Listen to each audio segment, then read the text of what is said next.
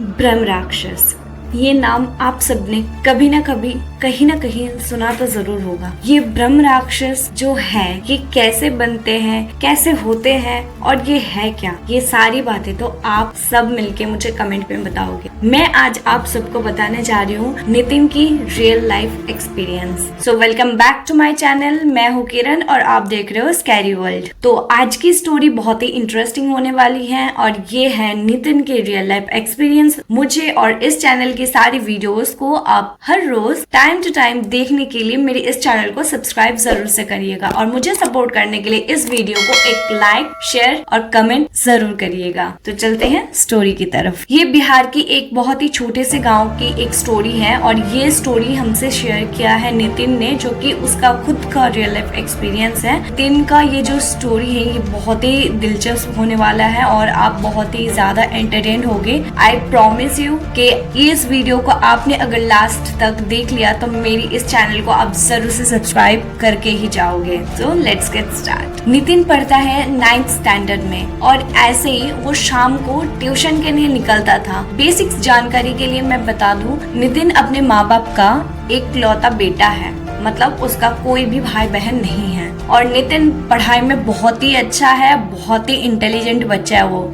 और जिस टाइम की ये स्टोरी मैं शेयर कर रही हूँ उस टाइम पे नितिन 9th स्टैंडर्ड में था और ऐसे ही हर रोज वो शाम को अपनी ट्यूशन क्लासेस के लिए घर से तो वो 5:30-6 बजे के करीब करीब निकल जाता था, क्योंकि उसका क्लास मतलब ट्यूशन वो थोड़ा सा उसके घर से दूर में था और उसको ट्यूशन क्लासेस पहुंचने में थोड़ा लेट हो जाता था, क्योंकि उस टाइम पे ना तो अच्छी सड़कें थे ना तो उसका मतलब कोई अच्छा सोर्स था।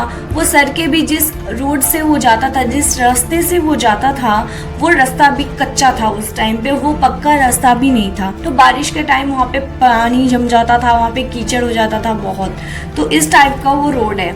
जब वो जाते हैं उस रोड से तो उस दिन बहुत ही मजे से जा रहे थे और जाते जाते ना नितिन ने क्या किया था, अपने दोस्त रवि को भी अपने साथ ले लिया था। हर रोज वो दोनों एक साथ ही जाते थे ट्यूशन क्लासेस के लिए। तो दोनों अच्छे से एकदम मस्त होके हाथ में एक टॉर्च लेके वो निकल जाता है। और ये जो स्टोरी है ये स्टोरी है नवंबर महीने की, क्योंकि नवंबर महीना ऐसा होता है कि शाम बहुत जल्दी जल्दी ढल जाते हैं और रात बहुत जल्दी हो जाते हैं। तो उस टाइम वो निकलने से पहले ही हाथ में एक टॉर्च ले लिया करते थे ताकि उनको वापस आने में कोई दिक्कत ना हो। ऐसे ही वो रेगुलर तो जाते आते थे बट कभी कोई प्रॉब्लम नहीं हुआ, इसलिए वो आराम से जाते आते हैं एकदम बेझिझक होके। तो ऐसे ही एक दिन की ये स्टोरी है, 15 नवंबर की ये स्टोरी आती है कि वो दोनों जब अपनी ट्यूशन क्लासेस के लिए जाते हैं, दोनों मस्त बातें कर करके जा रहे थे और प्लानिंग करके जा रहे थे वो दोनों कि आज हम जल्दी जल्दी पढ़ाई खत्म करेंगे और जल्दी जल्दी घर वापस आ जाएंगे। और जब उसका ट्यूशन छुट्टी होता है 8 बजे के करीब करीब, तब वो दोनों वहाँ से निकले थे, मास्टर जी के घर से निकले थे। और निकलते से ही मास्टर जी के घर से थोड़ा ही आगे आते हैं तो वहाँ पे घर खत्म होके थोड़ा सा जंगल वाला रास्ता स्टार्ट होता है। प्रॉपर जंगल नहीं, रोड के दोनों साइड खेती होता है ना, गाँव के लोग जो खेती करते हैं वो खेती है। मास्टर जी के घर से जब रिटर्न आते हैं उस वक्त लेफ्ट हैंड साइड में पड़ता है एक बहुत ही बड़ा पीपल का पेड़। तो जब ये दोनों उस पीपल के पेड़ को क्रॉस कर रहे थे उस टाइम पे थोड़ा सा नितिन को ऐसा महसूस हुआ कि उस जगह की ठंडाई जो है ना, वो जो ठंडा वाला वेदर है ना, वो बहुत ही ज्यादा ठंडा होने लगा है। सिर्फ और सिर्फ उसी जगह की टेम्परेचर बहुत ही ज्यादा उसको ठंडा महसूस हो रहा था। तो नितिन रवि को बोलता है कि रवि, तुझे ज्यादा ठंड लग रही है क्या? मुझे तो बहुत ज्यादा ठंड लग रहा है, ठंड महसूस हो रहा है मुझे। तो रवि ने बोला हो सकता है, ठंड का मौसम है, किसी को ज्यादा लगता है किसी को कम लगता है, इसमें सोचने वाली बात क्या है, चल हम जल्दी जल्दी घर चलते हैं और आज अच्छे से खाना खा पी के हम सो जाएंगे और सुबह जल्दी जल्दी उठेंगे और मस्त खेलेंगे। तो ये सब बोलते बोलते वो जा ही रहा था, तभी अचानक से उनको ऐसा हुआ कि बहुत ही ना एक गहरी सांस लेने की, मतलब गहरी सांसों की एक आवाज होते है ना, वैसी उसको आवाज आई, उन दोनों को आई इवन। तो वो दोनों सोचने लगे कि यहाँ पे तो हम दोनों है और इतने जोर जोर से सांसें कौन ले रहे हैं। तो उन दोनों ने इग्नोर किया क्योंकि एक खुला मैदान के जैसा वो रोड था, आसपास कुछ भी नहीं था, ना ही घर था ना ही कुछ था।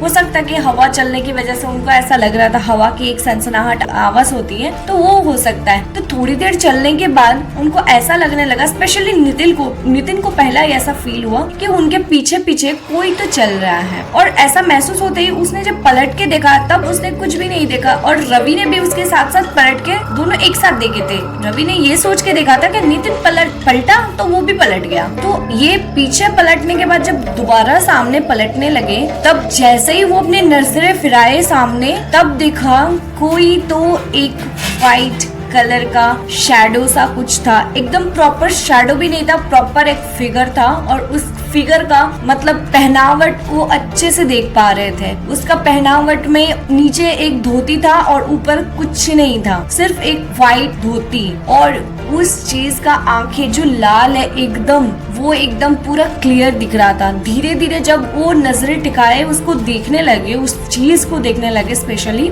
तब धीरे धीरे उसका फिगर एकदम क्लियर हो गया, वो भी उन दोनों की आंखों के सामने। एकदम एक लंबा चौड़ा इंसान वहाँ पे, एक लंबा चौड़ा आदमी उन दोनों के सामने एकदम साक्षात प्रकट हो गया, ऐसा लगा उन दोनों को। मतलब उसका प्रॉपर फिगर, हाइट एकदम 6 फीट से ज्यादा हाइट है और बहुत ही तगड़ा वाला फिगर है और नीचे धोती पहना हुआ और कुछ भी नहीं है उसके बदन में। और लाल लाल आंखें इतनी भयंकर उसके मतलब उसका चेहरा था कि कोई भी एक झलक भी देखेगा ना तो डर जाएगा। तो ये दोनों डर के मारे 2 कदम पीछे हो गए और ये दोनों मतलब चिल्लाने लगे, डर से इतना जोर जोर से चिल्लाने लगे कि सोचो मत। और आगे वाला इंसान वो कुछ भी नहीं बोल रहा था, कुछ भी रिएक्ट नहीं कर रहा था। वो इंसान है जो भी है, कुछ भी है, कुछ रिएक्ट नहीं कर रहा था। और ये देख के वो उन दोनों को भागने का एक मौका मिल गया तो वो पीछे की तरफ भागने लगे, मतलब मास्टर जी के घर की तरफ वो दोबारा से भागने लगे। भागते भागते वो मास्टर जी के घर पे पहुंच के उन दोनों ने बहुत ही जोर जोर से दरवाजा पीटा, धड़ा पीट के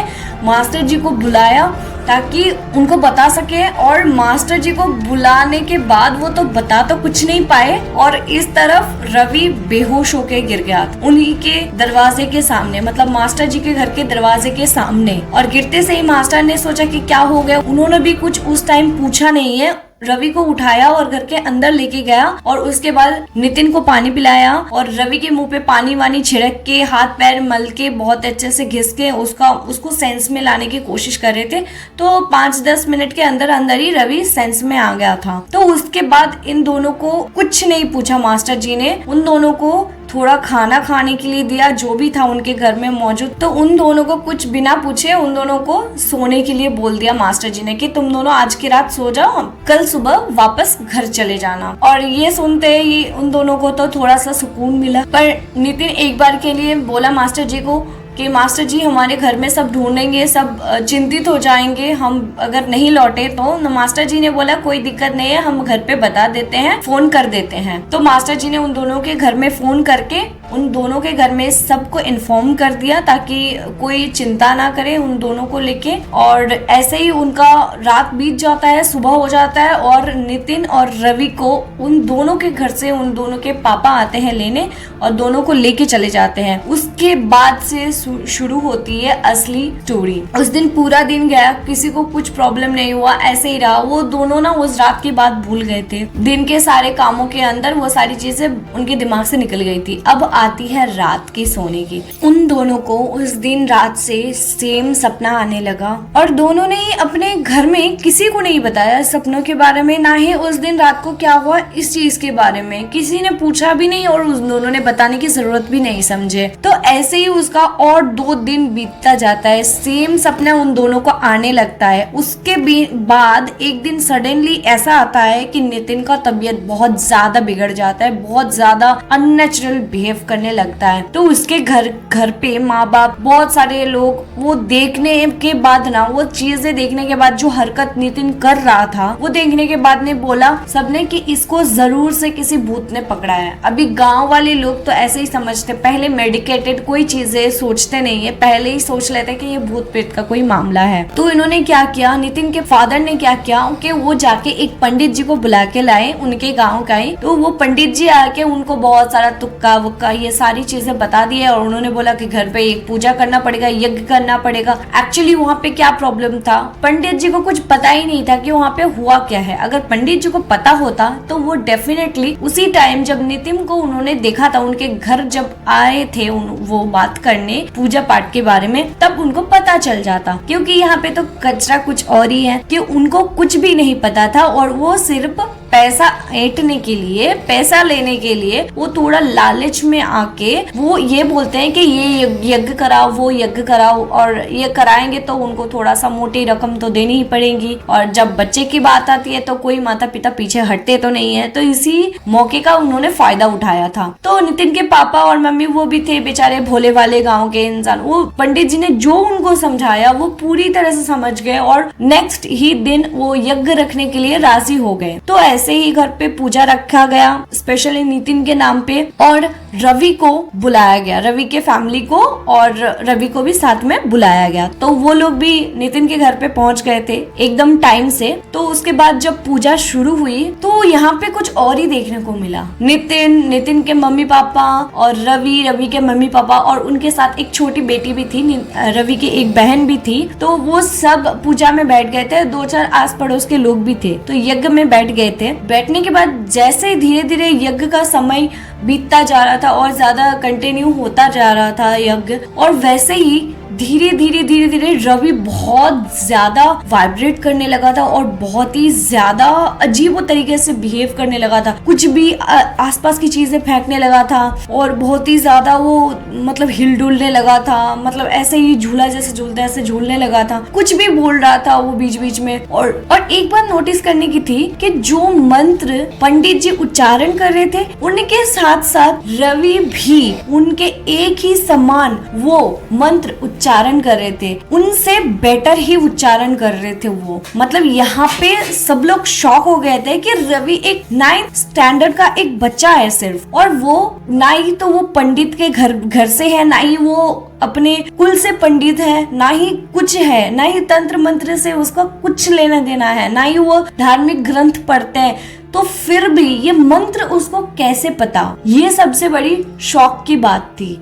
तो सब सोचने लगे, फिर मतलब अजीब तरह से बिहेव करने लगे। बट यहाँ पे एक चीज हुआ, क्या पंडित जी एकदम समझ गए थे कि एक्यूरेट चीज है, यह हो क्या रहा है यहाँ पे, और क्यों ये बच्चा अचानक से उनसे भी ज्यादा बेहतर तरीके से वेदों का मंत्र को उच्चारण कर रहा था, और ये कैसे पॉसिबल था। पंडित जी को समझने में एक भी मिनट उनको लगा नहीं कि यहाँ पे चल क्या रहा है। उन्होंने तुरंत उस यज्ञ से उठा, उठने के बाद डायरेक्टली नितिन के पापा को बोला कि यहाँ पे कुछ गड़बड़ है, ये बालक ठीक नहीं है, इसकी स्थिति ठीक नहीं है, आप कुछ करना पड़ेगा क्योंकि ये ब्रह्म राक्षस का शिकार है। ये बात सुनते से ही सब लोग एक दूसरे के मुंह ताकने लगते हैं, क्योंकि उनको समझ में नहीं आ रहा था कि यहाँ पे हो क्या रहा था। वो भी दिन में ये सारी चीजें घटना, इट्स नॉट पॉसिबल। मतलब सोच रहे थे कि ये भूत प्रेत का कोई कुछ हो ही नहीं सकता, क्योंकि दिन में वो भी यज्ञ के समय में यज्ञ के सामने बैठ के, अग्निकुंड के सामने बैठ के ये सारी चीजें होना पॉसिबल ही नहीं है, क्योंकि वहाँ पे अच्छे क्रियाक्रम किए जा रहे थे, पूजा पाठ किए जा रहे थे। किसी को विश्वास ही नहीं हो रहा था। तब जाके पंडित जी ने बोला कि ये सिर्फ यही कर सकते हैं, कोई भूत प्रेत होता था वेदों के मंत्र के सामने उसका बैठना मुश्किल हो जाता। अगर ये ब्रह्म राक्षस नहीं है तो फिर ये कभी अपने मुंह से वेदों का मंत्र का उच्चारण नहीं करता, क्योंकि ब्रह्म राक्षस भी एक तरह के पंडित होते हैं जो मृत्यु के बाद ब्रह्म राक्षस योनि में चले जाते हैं, ब्रह्म राक्षस बनते हैं। इसी वजह से उनको वेदों का मंत्र का अच्छा ज्ञान है और वो अच्छे से सिखा भी सकते हैं। ये चीजें पंडित जी को बहुत अच्छी तरीके से पता थी। ये सारी चीजें उनको उनके नॉलेज में था कि ऐसे ये होते हैं। उनको अपनी कैटेगरी की बात अच्छे से पता था। तो ऐसे ही उनको जब बताया तो नितिन के फादर ने उन्होंने पूछा कि कि क्या करा जाए, अभी क्या कर सकते हैं हम। तब पंडित जी ने बोला ये हमारी वश में नहीं है, तो आप एक काम करो, कोई अच्छा सा पंडित ढूंढो और इसका कोई ना कोई उपाय आप निकालो। तब सबने मिलके, स्पेशली रवि के पापा और मम्मी ने मिलके वो पंडित जी के पैर पकड़े। वो बोले थे कुछ तो उपाय आप बता दो, चाहे आप इस समस्या का समाधान ना कर पाओ बट उपाय एक बता दो, ताकि हम उस उपाय को हम उपयोग कर सके, उस जगह पे जा सके और हम मदद मांग सके। तब पंडित जी ने बोला कि मैं एक बार कोशिश जरूर कर सकता हूँ, एक बार मैं अंतिम बार के लिए मैं एक बार कोशिश करके देख सकता हूँ। तब सब राजी हो गए और तभी वहाँ पे सामने बैठ के पंडित जी रवि को, यानी कि रवि के अंदर जो था एंटिटी, उसको क्वेश्चन करने लगे कि तुम यहाँ पे क्यों आए हो और तुम चाहते क्या हो और क्यों ऐसे परेशान कर रहे हो इस छोटे से बच्चे को और ऐसे क्यों कर रहे हो इन सब साथ। और ये दिन ब दिन ये बच्चे की हालत बिगड़ते जा रहे हैं, इवन एक नहीं दो बच्चे की जान के सवाल है, आप क्यों कर रहे हो ऐसा करके बहुत अच्छे से, बहुत ही प्रेम से पूछा उन्होंने। तो जवाब में उन्होंने ये बोला कि मेरे उस पेड़ के पास एक और पीपल का पेड़ लगवा के आओ, मुझे जरूरत है एक और पेड़ की, क्योंकि वहाँ पे भी मुझे अपना घर बसाना है। ये जब सुनते हैं सब शॉक में हो जाते हैं, बोलते हैं कि कौन सा पीपल का पेड़। तब उन्होंने डिस्क्रिप्शन में बताते हैं अच्छे से कि ये दोनों बच्चे जहाँ पे पढ़ने जाते हैं, उसी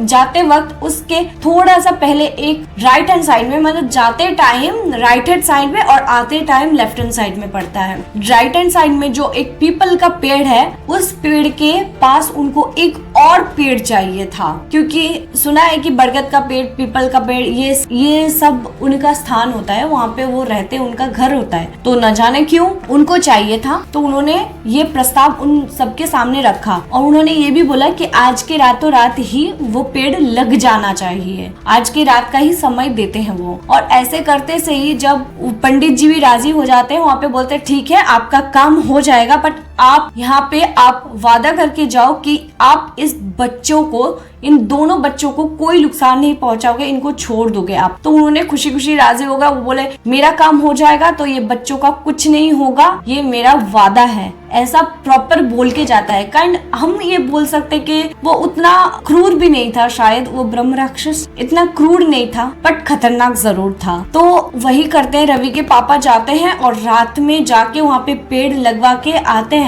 बट वहाँ पे क्या होता है ना कि रवि के पापा जब पेड़ लगवा के वापस आ रहे थे, वो पीछे मुड़ के देखे हैं, जबकि उस ब्रह्म राक्षस ने ये बता दिया था कि पेड़ जब लगवा के आओगे तब पीछे मुड़ के कभी नहीं देखना है, क्योंकि वो वहाँ से निकलेंगे और उस पेड़ को वो चेक करने जाएंगे कि वो सच में लगाया है कि नहीं लगाया है। तो रवि के पापा जब वो पेड़ लगा के वापस आने लगते हैं, घर पहुंचते हैं, तब देखते हैं कि रवि बहुत ही अजीब अजीब बिहेव कर रहा था, जैसे कि दिन में वो कर रहा था उसी दिन यज्ञ कुंड के सामने। फिर उसके पापा थोड़ा सा शॉक हो गए कि मैंने तो अपना काम किया है, जो मैंने वादा किया था, तो अब क्या हो गया। तो उसने बोला कि अब कुछ नहीं हुआ, अभी एक और पेड़ मुझे चाहिए, जो नितिन के पापा के हाथों चाहिए था उनको, जो नितिन के पापा ने अभी तक नहीं किया था। और जब तक रवि के पापा नितिन के पापा को फोन करते और ये चीजें बताते, तब तक रवि के ऊपर से वो साया जा चुका था और रवि बेहोश हो चुका था। थोड़ी देर में जब उसके मम्मी पापा आके चेक करते हैं उसके बच्चे को ऊपर उठाने के लिए, मतलब अपने बेड पे उठा के लेटाने के लिए, तब आके देखते हैं उनके बच्चे के बॉडी में कुछ नहीं है, मतलब रवि के शरीर में कोई प्राण ही नहीं है। तब वो देखते हैं कि उनके बच्चे की बॉडी एक अजीब तरह से मूव हो रहे हैं, मतलब अगर वो हाथ उठा रहे तो उठ रहा है, बाकी गिर जा रहा है ऑटोमेटिकली। हाँ वो बेहोश तो है, बट रवि की बॉडी को देखने के बाद उनके मदर एंड फादर में थोड़ा सा ना बेचैनी सा बढ़ गया था, उनको कुछ अजीब सा लगने लगा था। तो फिर उन्होंने उसकी सांसें चेक करी तो सांसें नहीं चल रही थे उनके, मतलब रवि मर चुका था। और वो दोनों फुट फुट के रोने लगे और उसी वक्त तुरंत नितिन के पापा को रवि के पापा ने फोन किया और फोन कर ये सारी चीजें बता दी। और नितिन के पापा भी उस टाइम टेंशन में आने लगे थे, वो ये सोच रहे थे कि अभी मैं रवि के घर जाऊं, रवि के पापा को दिलासा देने या फिर अपने बच्चे को बचाऊं। तो नितिन के पापा के मन में एक ही चीज आई कि पहले मुझे जाना है मेरे बच्चे की जान बचाने, क्योंकि उस ब्रह्म राक्षस ने वहाँ पे मेंशन कर दिया था कि मुझे पेड़ चाहिए, एक पेड़ चाहिए, मतलब उन दोनों से एक एक करके टोटल 2 पेड़ लगवाने चाह रहे थे वो। तो ये चीजें वो स्किप कर गए थे, भूल गए थे, क्योंकि उन सबको लगा था सिर्फ रवि के पापा को बोला गया था एक पेड़ लगाने के लिए, इसीलिए नितिन के पापा ने उन बातों पे इतना ध्यान नहीं दिया था। अब जब उनको पता चला तब वो तुरंत ही एक पेड़ कहीं से तो मैनेज करते हैं और उसी रात को वो जाते हैं उसी पीपल के पेड़ के नीचे और साइड में जाके वहाँ पे वो पेड़ गाड़ देते हैं, लगा देते हैं और थोड़ा सा पानी डाल के आ जाते हैं। वो वापस घर आके देखते हैं तो नितिन ठीक था, उसको कुछ नहीं हुआ था, बट उसका तबीयत बहुत खराब हो गया था। और उसी वक्त नितिन के मम्मी ने नितिन के पापा से कहते हैं कि आप एक बार उनके घर जाओ और उन्होंने अपने बच्चे की जान बचाई तो आपका जाना वहाँ पे फर्ज है। उनके आज के ये दुख भरी समय में आपका उनके साथ रहना बहुत ज़रूरी है। मैं यहाँ पे नितिन को अकेला संभाल लूँगी, आप वहाँ पे जाओ। और नितिन के पापा जैसे ही रवि के घर पहुँचते हैं, वहाँ पे उस हालत को देख के वो बहुत ही ज़्यादा, मतलब उनको बहुत ही ज़्यादा बुरा महसूस हो रहा था। क्या ही कर सकते थे, ना ही रो सकते थे, ना ही कुछ कर सकते थे। इतना रो रहे थे रवि के मम्मी और पापा के बाद से ना ही तो नितिन को रात को कोई सपने आते हैं, ना ही उसको कोई प्रॉब्लम होता है। कुछ दिनों तक नितिन को फीवर तो रहा और उसके साथ साथ तबीयत बहुत ख़राब हो गई थी। वो कुछ ही रात में वो पूरा सूख गया था एक लकड़ी की जैसा, तो थोड़ा थोड़ा वो रिकवर कर रहा था। और ये बातें गांव में फैलने में कोई देरी नहीं लगी और जब ये बातें एकदम आग की तरह गांव में फैल गई थी, तब से ही, उस दिन से ही उस रास्ते से लोगों ने जाना इग्नोर कर दिया था। उस रास्ते को आप बोल सकते कि शाम के बाद कोई यूज़ ही नहीं करता है, डर के मारे कि अभी कब किस पे ये सारी चीज़ें आ गई, ये बलाएं आ जाए, इस डर से कभी कोई नहीं आ जाता, ना तो छोटे ना तो बड़े। तो आज की ये स्टोरी आपको कैसी लगी? सिर्फ एक छोटी सी गलती की वजह से एक बच्चे को अपना जान गंवाना पड़ा। और नितिन ने ये स्टोरी जब बताया तब उसने बहुत अफसोस किया कि काश वो अपने दोस्त की जान बचा सकता था, काश कि वो जल्दी आने का जिद नहीं करते, तो हो सकता था कि वो समय टल जाता और वो समय के साथ साथ रवि की मौत होना जो निर्धारित था वो भी टल जाता। और इसी अफसोस के साथ ये स्टोरी मैं समाप्त करती हूँ। और ये स्टोरी अगर आपको पसंद आते हैं तो इस वीडियो को एक लाइक और शेयर करना मत भूलिएगा और कमेंट करके जरूर से बताइएगा कि ये स्टोरी आपको कैसी लगी और आप किस टाइप के स्टोरी सुनना पसंद करते हो। तो मिलते हैं अगले वीडियो में। Till then bye bye.